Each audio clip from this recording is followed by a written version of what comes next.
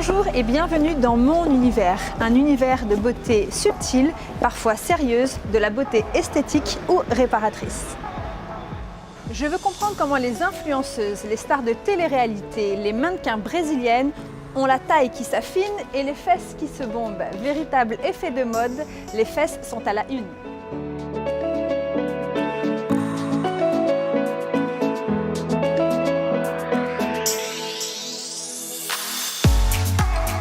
Merci beaucoup de me recevoir, Dr Benjoar. Merci Maud. Voilà, en fait j'avais plein de questions, parce qu'on me pose souvent des questions, comme je suis sur un forum esthétique, beauté, etc. Je suis vraiment dans l'univers de la beauté. Je voulais vous poser des questions sur les implants fessiers et sur le lipofilling des fesses. En fait, comment faire pour avoir des belles fesses? C'est ça la question. Alors c'est vrai que Maud, que c'est une demande de plus en plus fréquente, ça a explosé depuis 5 ou 6 ans. C'était un petit peu tabou en France et maintenant il y a beaucoup de femmes qui le demandent. Donc on a deux grandes méthodes. Soit on met des implants en silicone, donc c'est ça. Alors leur différence par rapport aux implants de sein, c'est qu'ils sont un peu plus fermes et qui sont systématiquement lisses. Voilà. Je vais le voir. Donc c'est de la fesse de brésilienne, ça? Exactement, ça c'est un gros implant de 500 cc. Hyper projeté pour avoir des fesses vraiment très sexy. Et la deuxième solution, c'est de prendre sa graisse, de faire une liposuction, de la trier et de la réinjecter dans les fesses. On va voir plus tard que c'est une solution qui a pas mal de problèmes, donc moi personnellement j'ai arrêté de la faire. Et faut-il encore avoir du gras? Et faut-il encore avoir du gras? Parce que souvent quand on n'a pas de fesses, c'est qu'on est un peu trop menu ou qu'on a un corps un peu androgyne aussi. C'est vrai, alors il y a deux types de populations, Il y a des femmes comme ça, très minces, avec des fesses très plates, ou alors des hommes. L'avantage des implants de fesses, ça concerne à la fois les hommes et les femmes. Ah oui, il y a aussi des hommes qui font des implants de fesses? Il y en a un peu, on va dire pas mal, Ça peut être un complexe pour les hommes. Les hommes qui ont des fesses rebondies pour les hommes, moi personnellement je n'ai pas des fesses très rebondies, je l'ai jamais envisagé mais c'est possible.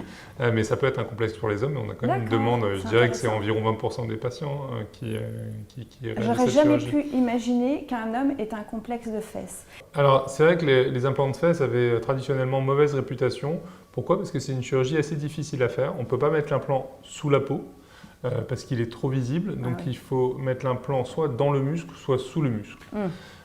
Et ce n'est pas une région très accessible. On passe par deux petites cicatrices situées entre l'arrêt des fesses. D'accord. Et traditionnellement, on va dire qu'il y avait environ 10% de complications dans cette chirurgie, avec de l'eau qui pouvait s'échapper après l'intervention, des cicatrices qui pouvaient s'ouvrir, et quand même une douleur assez forte. Et pas des cicatrices qui peuvent s'infecter, parce que placé où c'est un peu spécial. Exactement, s'ouvrir, il y a de l'eau qui sort, ça s'ouvre, ça s'infecte, et quelquefois on est obligé d'enlever les implants de fesses. D'accord. Donc c'était une chirurgie qui avait mauvaise réputation chez les chirurgiens, parce qu'il y avait beaucoup de chirurgiens qui s'étaient lancés, qui avaient arrêté parce qu'ils avaient trop de complications. Et chez les patientes aussi, parce que ça avait, sur les réseaux, ça avait quand même un peu mauvaise réputation.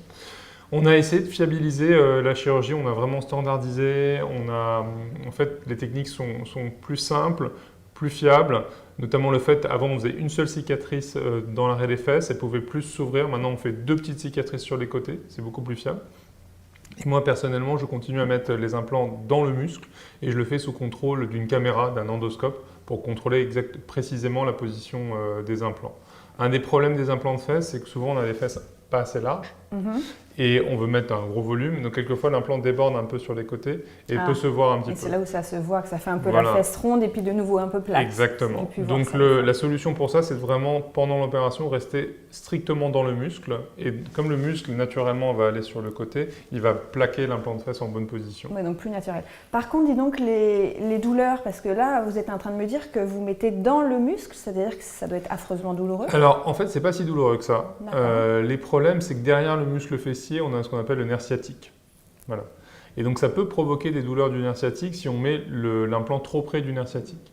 Donc c'est toute la discussion entre les chirurgiens comme moi qui préfèrent mettre l'implant dans le muscle, donc avec une couche musculaire qui protège l'implant du nerf sciatique, ou alors l'implant derrière le muscle, donc c'est une technique plus facile, plus rapide, mais le problème c'est qu'on peut éventuellement avoir aller titiller un peu le nerf sciatique. Exactement, donc généralement ça passe, mais ça peut être un problème. Voilà. Et alors peut-on s'asseoir? Qu'est-ce qu'on peut faire? Oui, tout à fait. Alors c'est un peu technique, c'est un peu anatomique, mais on ne s'assoit pas sur le haut des fesses, on s'assoit sur ce qu'on appelle les ischions.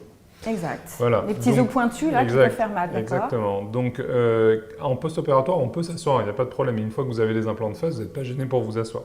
Le seul problème, c'est que vous ne pouvez pas vous pencher vers l'avant parce que ça tire sur la cicatrice. Donc, on recommande pendant une dizaine de jours de ne pas vous asseoir sur des tabourets hauts, de ne pas s'asseoir sur des... D'accord, de ne pas tirer la cuisse. Exactement. Donc, les choses les plus gênantes, c'est avant tout de se mettre dans une voiture basse.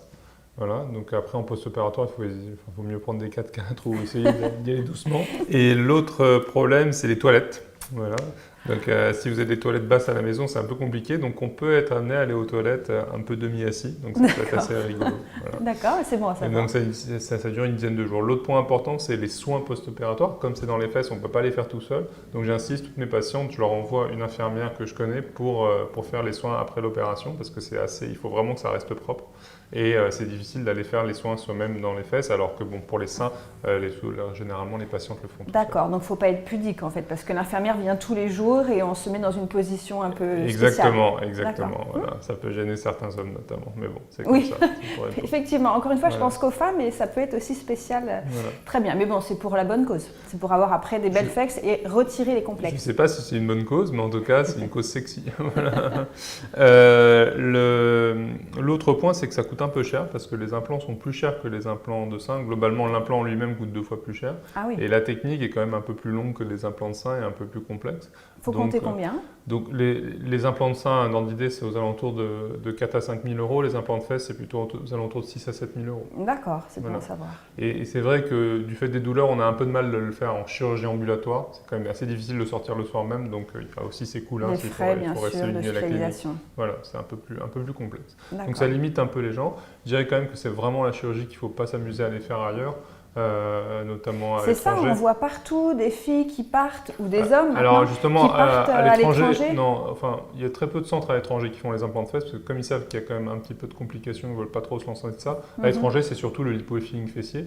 Alors le lipofilling, parlons-en, parce que tout le monde parle du lipofilling, mais a priori... Alors le lipofilling a posé vraiment un gros problème dans les 4 dernières années. Alors le principe, c'est quoi? C'est de faire une liposuction, de trier la graisse au moyen d'un filtre, de réinjecter de la graisse par des petites injections, des petites travées dans la fesse pour augmenter le volume de la fesse. Donc c'est une chirurgie assez simple, c'est pour ça qu'elle se développe beaucoup à l'étranger, parce que il n'y a pas beaucoup de complications périopératoires, comme on a vu avec les implants de fesses.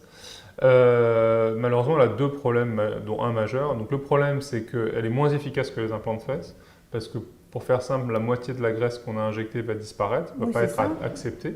Et si on maigrit, ça part aussi, Et si on maigrit, ça part aussi. Donc ça peut donner des bons résultats, mais c'est des résultats qui vont être quand même au maximum. Ça, c'est un implant de 500 cc.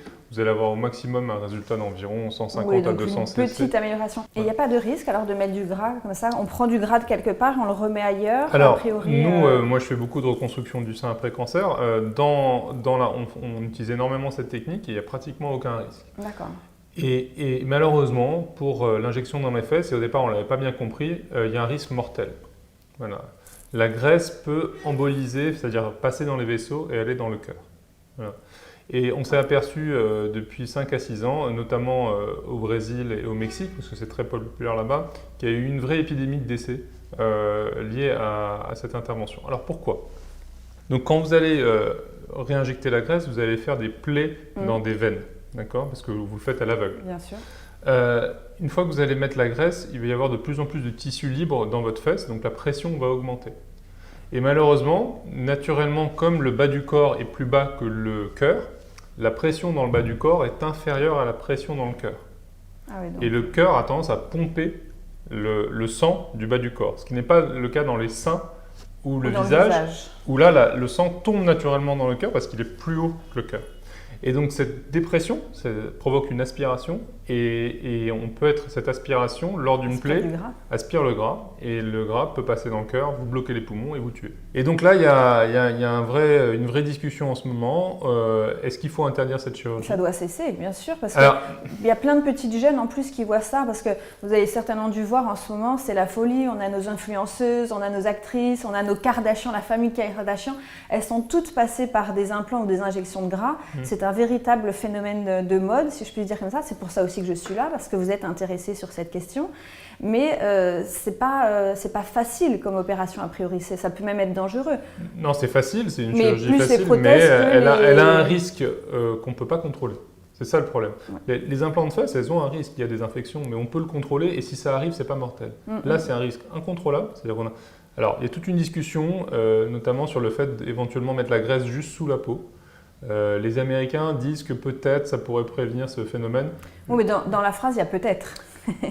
Ce qu'on peut dire aujourd'hui, c'est qu'en France, on n'a pas interdit la technique. Moi, personnellement, ça fait 2 ans que je ne la fais plus. Je l'ai faite, mais je ne la fais plus. Parce que Les injections de gras. Les injections de graisse. Je ne veux plus prendre de risques pour ces patientes. Je leur dis, voilà, vous avez un cas sur 1500, 3000 de décès. Qu'est-ce que vous voulez faire? Et je peux vous dire que 100% des patientes refusent de le faire. Mais voilà. parce que vous les renseignez bien. Oui. Maintenant, si elles vont chez un chirurgien qui ne va pas forcément bien les renseigner, c'est pour ça aussi que cette vidéo est très importante. C'est qu'on doit être au courant qu'il y a des risques. Peut-être dans 2 ou 3 ans, on va montrer que la technique sous la peau est absolument sûre et qu'on pourra se mettre à le refaire. Tout ce que je peux vous dire, c'est que maintenant, on est un peu dans une incertitude. Donc moi, personnellement, il n'y a pas de recommandation officielle en France, mais je recommanderais aux gens de ne pas le faire. D'accord. Voilà. Donc, conclusion, c'est plutôt les prothèses que les injections de gras. Ben, les prothèses ont des inconvénients, mais si aujourd'hui vous voulez vous rendre vos fesses plus sexy, je vous conseille plutôt de mettre des prothèses, même si elles ont des inconvénients. Voilà. Très bien.